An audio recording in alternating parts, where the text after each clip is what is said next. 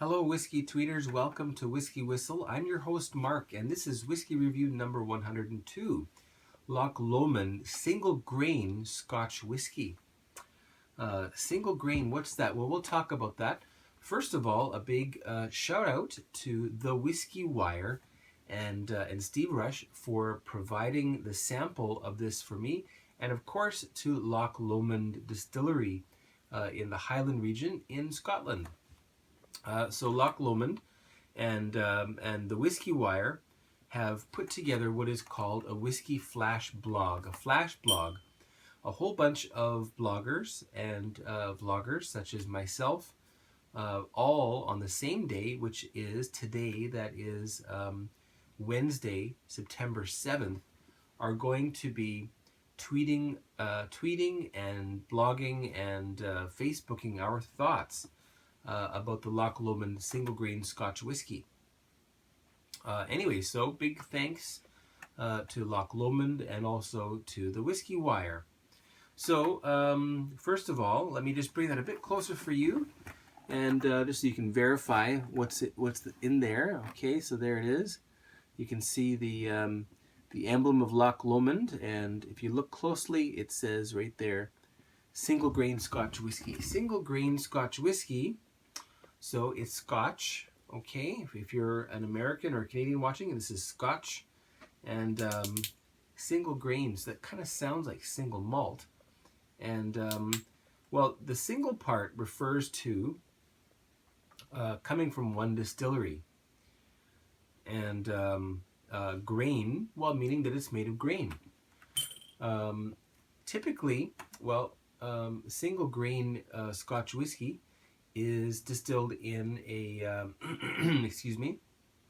distilled in a column still as opposed to a pot still for single malt. Anyway, let's get that porridge, shall we? There we go. And we're going to go all the way with this one. All the way. There we go. So if you've got a Glencairn and you're wondering how much 50 milliliters is, there it is. A little more than halfway up the bowl mark there. Anyway. Now, they sent me 2 samples. So I had one sample to do a little bit of research with first. So that was that one. And then this one for the review. So that worked out very well. And a few other things. If you are watching today on YouTube, I'd also like you to check out a few different blogs. Let's see. Have a look at OCD Whiskey. OCD Whiskey. Have a look at them. Have a look at Whiskey Apocalypse. Just like you'd imagine it be spelled. No E on whiskey. Whiskey Apocalypse. Have a look at Whiskey Discovery. I believe they're involved. And I believe there is somebody... another blog called Cask Whiskey, I do believe, K-A-S-K.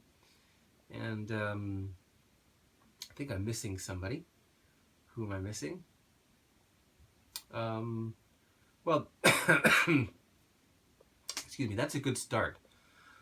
Pardon the cough, I'm just getting over a bit of a cold, so I may have to stifle a couple of coughs now and again. It's going to be a little bit annoying, I know. Can't do anything about it, and I have to do this today, otherwise I am in deep trouble. So let's get going. I've, as you can see, I put out a bit of a spread today. After I've tasted this neat, and then I've tasted it again with a little bit of water. Okay, so first tasting it neat, then tasting it with water. Then I'm going to try a couple of different sorts of food pairings.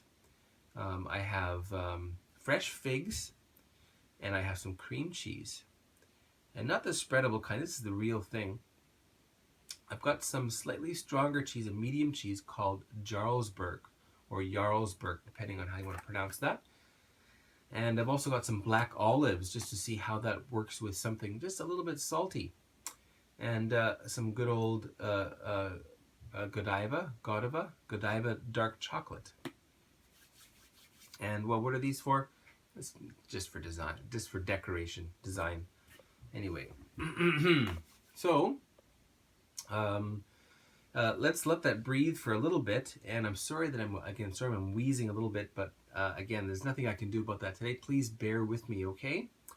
We'll let that breathe for a little while longer. And very, very fruity, extremely fruity. And it's not just your regular sorts of fruits. So let's look into that. First of all, we'll talk about the distillery very, very briefly, okay? Loch Lomond Distillery, founded in 1814. This was the first incarnation of the Loch Lomond Distillery.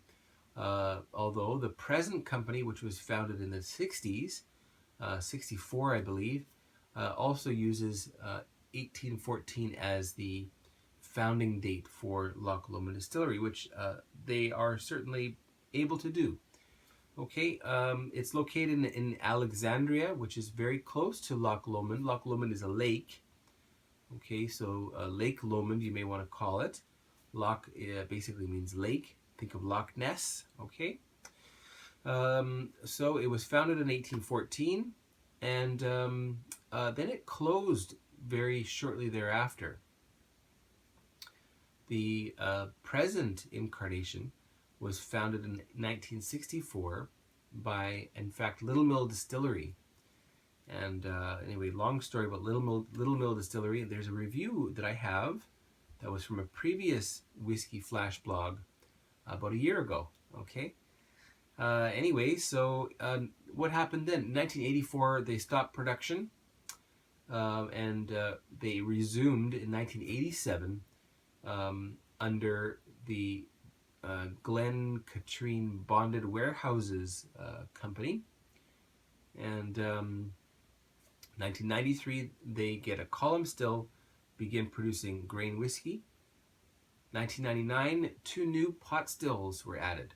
Pardon me. My goodness. 2 new pot stills.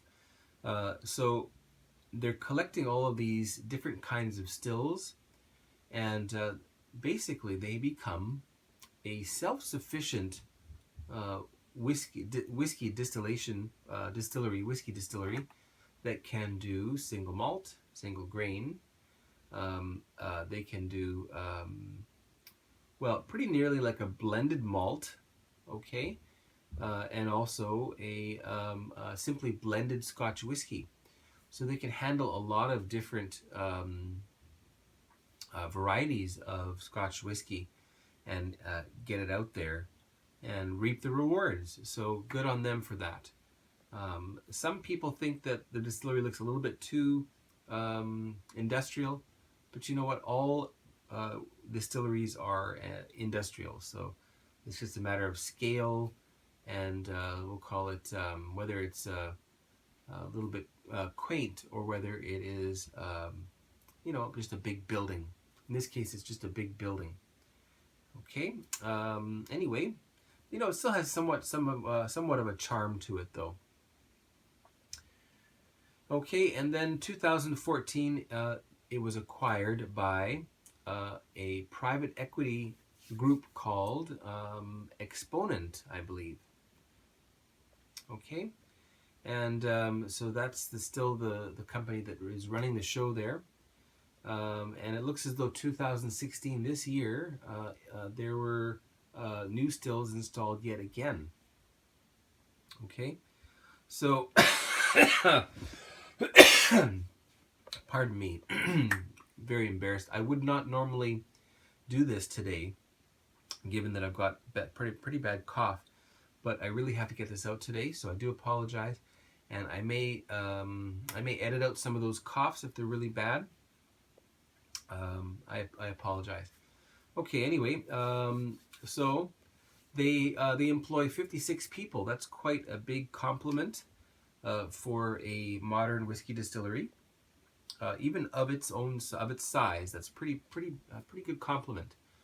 And the master blender is a fairly young gentleman named Michael Henry, and the master distiller is a fellow by the name of John Peterson, who has quite a long work history in the industry. And you'll see both of their pictures rolling by. So look at all the different kinds of whiskey they make at the single distillery. Incredible. With the exception of Little Mill and Glen Scotia, which have different distilleries entirely, although Little Mill is closed and no longer exists. So, okay. All right, so I think that's enough time. Let's start nosing and tasting. We're going to start with it neat, and then we'll try with a little bit of water, and then finally we'll do some food pairings that I prepared here and see how it goes. Okay.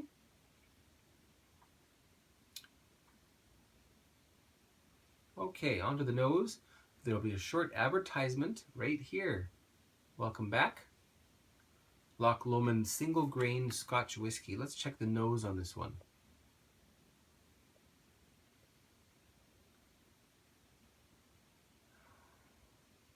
You know, it has a really nice bouquet and excellent wood they're using. So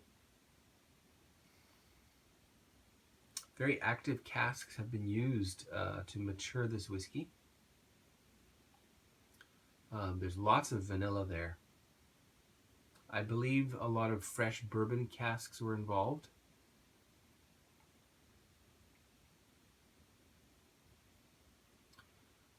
There is something kind of like a pineapple, tinned pineapple perhaps. So pineapple's in a tin.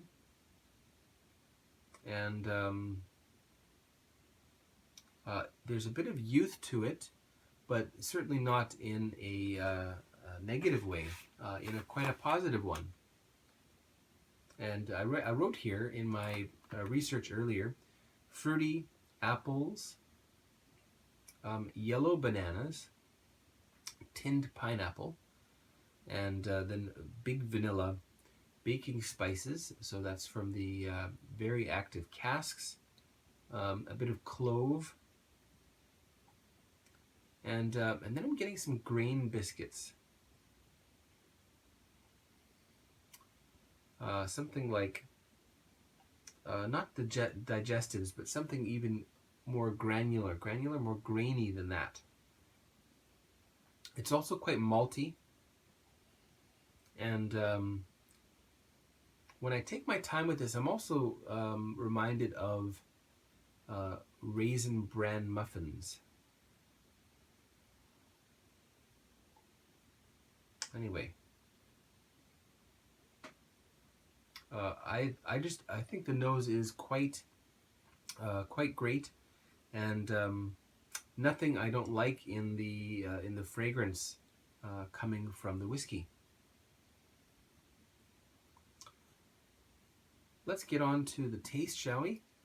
Cheers, everyone, and a big cheers to Steve Rush and everyone that's blogging about this today. Hope you enjoy this as much as I do. Cheers.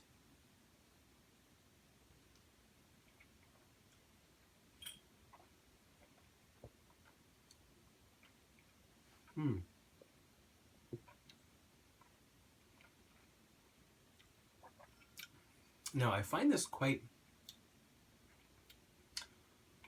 effervescent.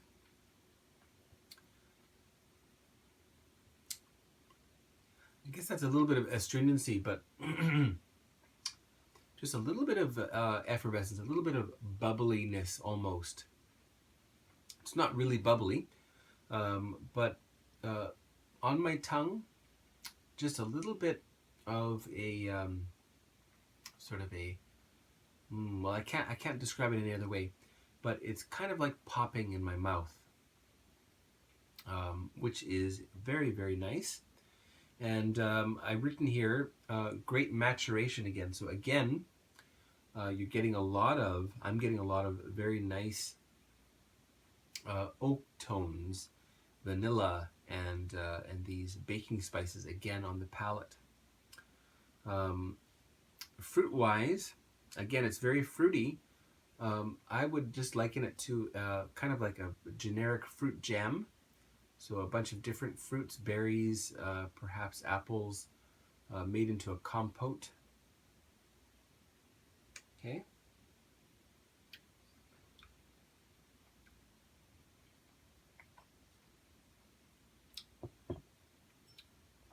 And you know, I don't know if it's because I'm looking at a plate full of fresh figs, but there's a fresh figginess there to it as well. Some tropical fruit, maybe like a very ripe guava.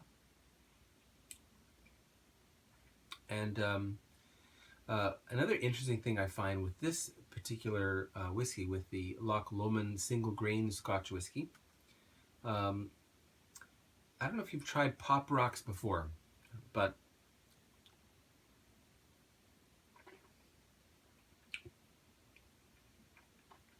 it's kind of like the tail end of the pop rocks when it's mostly popped out. But in this case, it's a cherry vanilla variety.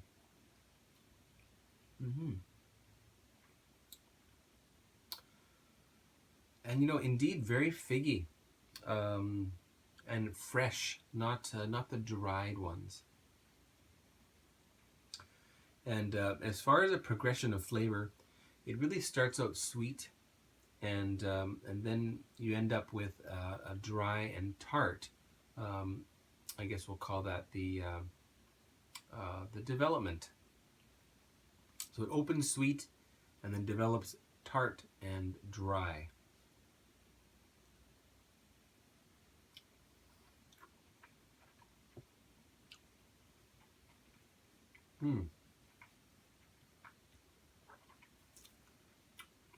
Very drinkable. And I would say that I recognize this as Scotch. There's something just a little bit different. I have a feeling that this is not a representative single grain Scotch whiskey.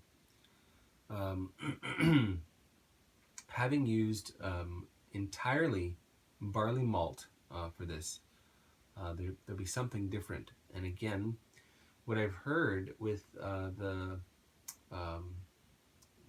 column still and the distillery, they can really adjust the alcohol output, and generally speaking, the higher the alcohol output, the less flavor there is, and vice versa. The lower the alcohol output, the more the flavor there is. So I think they've really kept as much of the flavor of the barley as they could of the malt, and this has had a lot of copper contact. And some people say that copper is perhaps the fifth ingredient in Scotch whiskey. Water, barley, and yeast, and then oak, and then finally the copper from the copper pot stills, and the copper column stills, if they were using copper, and they probably do. Okay, the finish, medium length. So at this point it's gone already, but let me just try a little bit more.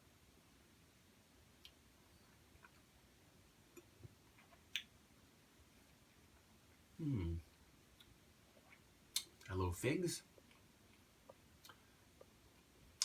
Figs are still there. It's reached a peak, and it's waning, and it's gone. Still a little something left there, but the actually noticeable and describable flavors, it's about a medium length, which is nice, I would say, for a fairly reasonably priced single grain Scotch whiskey. Now, boy, as I think about this, this is also my second run at this review. We forgot to talk about the color, so very briefly, I would just say that that is standard yellow gold or slightly pale, okay? Given the fact that I'm finding this to have quite a lot of oak flavors from a very fresh cask, I don't think, I think this is likely natural. Okay, so we'll leave it at that. It doesn't say so, but a lot of whiskeys that are natural don't say so explicitly on the label. Additionally, it's 46% ABV, which is an interesting number. That's the number that people say is the minimum you can use for having non-chill filtration happen, not having chill filtration happen, pardon me. Now, this is entirely distilled in the column still, not the pot still, and Loch Lomond also has a third kind of still, which is called a Lomond still, which is basically a combination of the two. For all intents and purposes, we'll leave it at there. But anyway, so this is column still or coffee still. So all malt, all barley malt. Add the yeast, ferment it, and then in it goes into the column still, and out comes the column still white dog or new make, and goes into the cask, and out comes whiskey after 3 years. Okay. Anyway, so 46% might be non-chill filtered. Of course, it's a column still, a coffee still whiskey. So perhaps coffee grain, I should say coffee grain Scotch whiskey. It may simply not need any alteration at all. Anyway, let's carry on. Okay, the finish, the flavors. Something that I'm finding here, a little bit of toffee and a little bit spicy and a little bit of the fig and some of this pineapple. The tinned pineapple is what you're left with. Okay, so on to the nosing and tasting with a little bit of water. I'm not going to add too much. We'll go like that. Okay, and we will roll and stroll around the glass. No shaky shakies. Yes, you know who that is.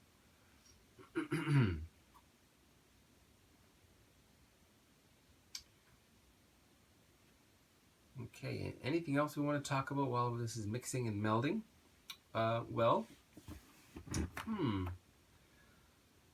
If you've been following WhiskyWhistle, then you know that there's been a bit of a slowdown.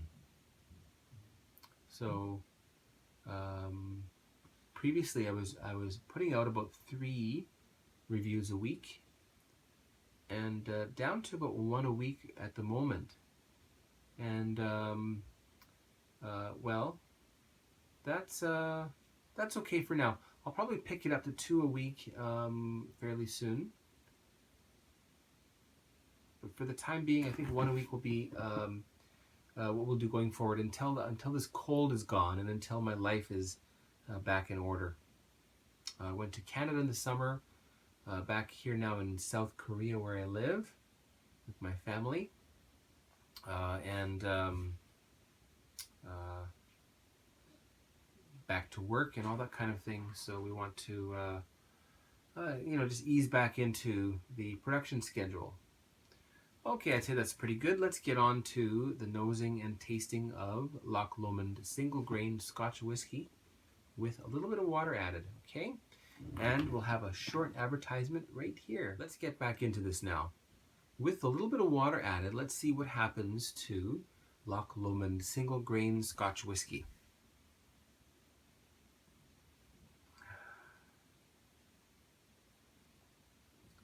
Well, the wood influence is toned down somewhat, and there's a lot more fruitiness coming through, and also a lot more vanilla. So, vanilla, apples,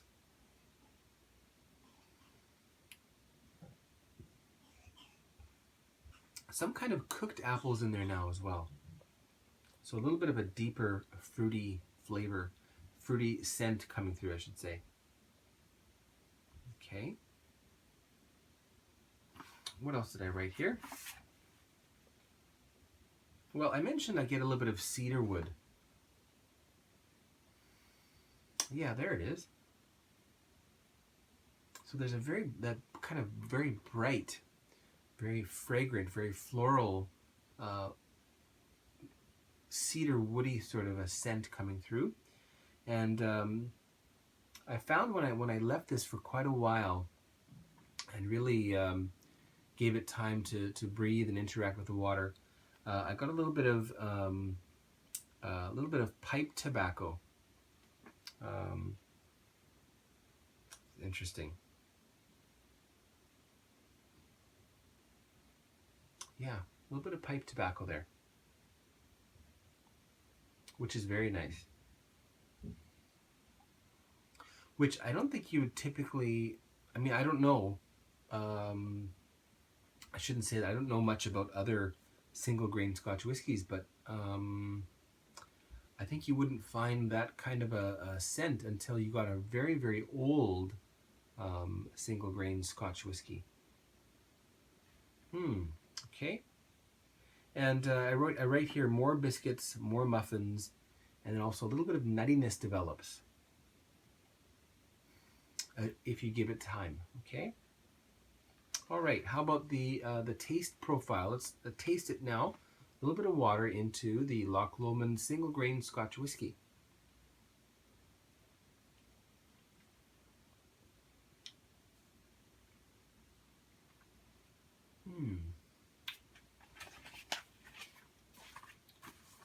Well, it's quite toned down, that effervescence. Big on sweets. That figginess and that tinned pineapple is really, really coming up now. I write here, it seems to get fuller in flavor, richer in flavor, and a touch of mint.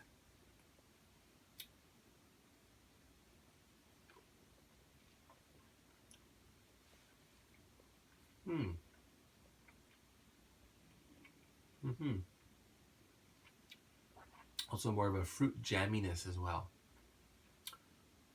And the finish, pretty much the same, still quite fruity,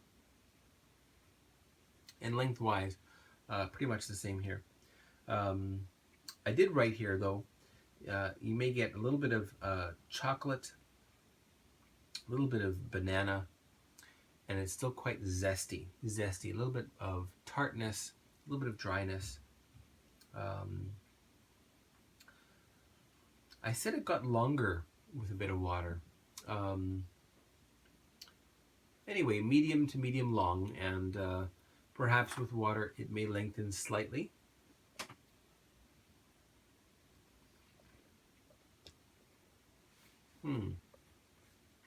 Let's check. Big fruits, some spices. There's that hint of mint. It's still fruity. And yeah, maybe just a tad longer. There. Very, very nice. So that is Loch Lomond Single Grain Scotch Whisky. Now it's time to get on to the WhiskyWhistle Whiskey Scorer for this one. Comments I wrote, great wood use. The wood management is obviously impeccable, which is interesting because of the warehouse that they have is quite different than other warehouses and is claimed to be the lesser of the two in terms of the benefits for the whiskey. They store the whiskey upright as opposed to on its side. So what effect does that have? Well, I'm not a whiskey industry type, So I have a feeling it has to do with the ability to cover all the wood all the time. You know, if you keep it upright, you lose a little bit to the angels share, then there's going to be an air pocket at the top there, and so the whiskey will not touch the top, the cask end, or whatever that's called. I forget what it's called. Anyway, so that could affect how quickly things mature and how much of the interaction it has with the wood. That's off the top of my head. Okay, anyway, so it's a very unique malt. It's malt, okay, this is all malt. However, it's single grain. Okay, so really interesting. I mean, obviously it's fairly young. I don't know how old it is exactly, given that they started grain production in 1993. So I guess there could be some 23-year-old grain whiskey in there. I'd say there's probably likely more 10-ish. This seems to, the flavor seems to be roughly something between either 10 highly active years or 15 lesser active years. Anyway. Oh, beautiful, beautiful nose. So the score, and let's finally get onto that, shall we? Oh boy. The score will be 89 out of 100. That is the WhiskyWhistle whiskey score for Loch Lomond Single Grain Scotch Whisky. And look at the beading on the glass there as well. Okay, so I know this is rich, and I know that there's still a lot of the congeners and the perhaps the fatty acids and all those things that provide a lot of the flavor. One last taste.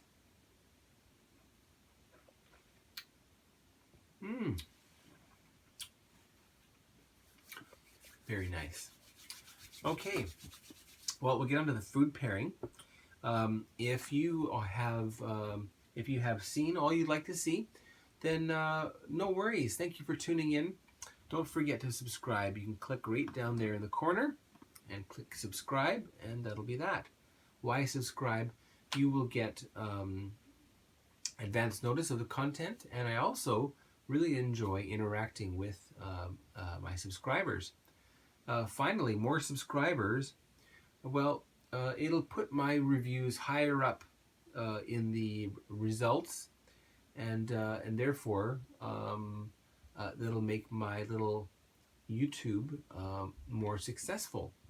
If it's more successful, perhaps I will eventually be able to get a little bit of advertising income with which I can do some fun things here on the channel. Okay, so let's hope that happens. Okay, so on to the food pairing. Well, I think I'm going to start with, what should I start with?